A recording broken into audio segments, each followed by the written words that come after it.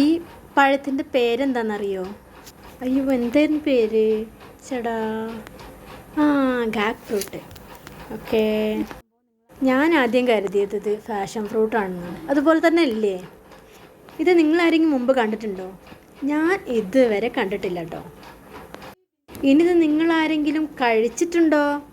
ഞാൻ കഴിച്ചിട്ടില്ല. ഇതിൻ്റെ പേര് ഞാൻ ഒന്നുകൂടി പറയാട്ടോ, ഗാക്ക് ഫ്രൂട്ട്. എന്താണ് ഗാക്ക് ഫ്രൂട്ട്? ഇത് വീട്ടിൽ നമ്മൾ ഫാഷൻ ഫ്രൂട്ട് വളർത്തൂല, അതുപോലെ തന്നെ നിറയെ ഇങ്ങനെ പടർത്തിയിട്ട് നല്ല ഉണ്ടായിട്ടുണ്ട് കേട്ടോ.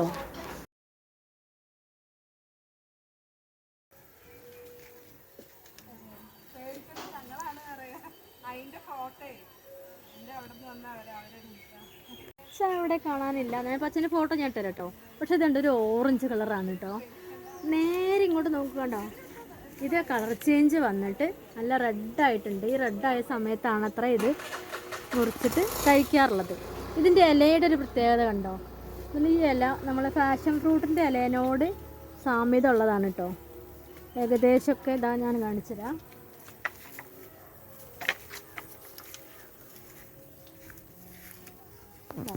ഈ ഇല കണ്ടില്ലേ? ഫാഷൻ ഫ്രൂട്ടിൻ്റെ ഇലേനോട് ചെറിയൊരു സാമ്യത ഉണ്ട്. ഇനി അല്ലെങ്കിൽ എന്നെ തള്ളരുത് കേട്ടോ. ഫ്രൂട്ടിൻ്റെ പൂവാണ് കേട്ടോ അത്. ഇതിൻ്റെ പച്ച ഇവിടെ കാണാനില്ല. ഇതാണ് കേട്ടോ പച്ച. കണ്ടോ, പച്ചയും ഓറഞ്ചും കൂടെ നിൽക്കുമ്പോൾ നല്ല ഭംഗിയില്ലേ കാണാൻ. ഇലയാണെന്ന് കേട്ടോ. നമുക്ക് മുട്ട ഇങ്ങനെ വിരിഞ്ഞ് വരുന്നത് കണ്ടോ? കണ്ടോ? ഇത് ഉണ്ടായിരിക്കുന്നത് വിനീതയുടെ അയൽവാസിയുടെ വീട്ടിലാണ് കേട്ടോ. കേരളത്തിൽ കണ്ടുവരുന്ന ഒരു തരം പാവലാണിത്. മുള്ളൻ പാവൽ എന്ന് പറയും, സ്വീറ്റ് ഗോൾഡ് എന്ന് പറയും, മധുരപ്പാവൽ എന്ന് പറയും, മധുര കയ്പ എന്ന് പറയും.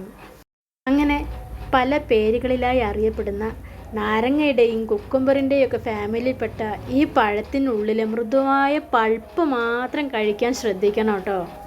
ഈ ഗാക്ക് ഫ്രൂട്ടിൽ ബീറ്റാ കരോട്ടീൻ ധാരാളമായി അടങ്ങിയിരിക്കുന്നുണ്ട്.